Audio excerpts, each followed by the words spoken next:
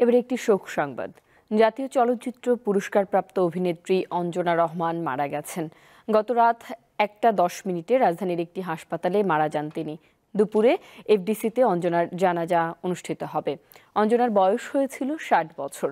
তিনি 2 মেয়ে ও 1 ছেলে রেখে গেছেন। বাংলাদেশি চলচ্চিত্রের একসময়ের জনপ্রিয় অভিনয়শিল্পী অঞ্জনা নৃত্যশিল্পী থেকে নায়িকা হয়ে সর্বাধিক যৌথ প্রযোজনা এবং বিদেশি সিনেমায় অভিনয় করেছেন। অঞ্জনার অভিনয় জীবন শুরু হয় 1976 সালে।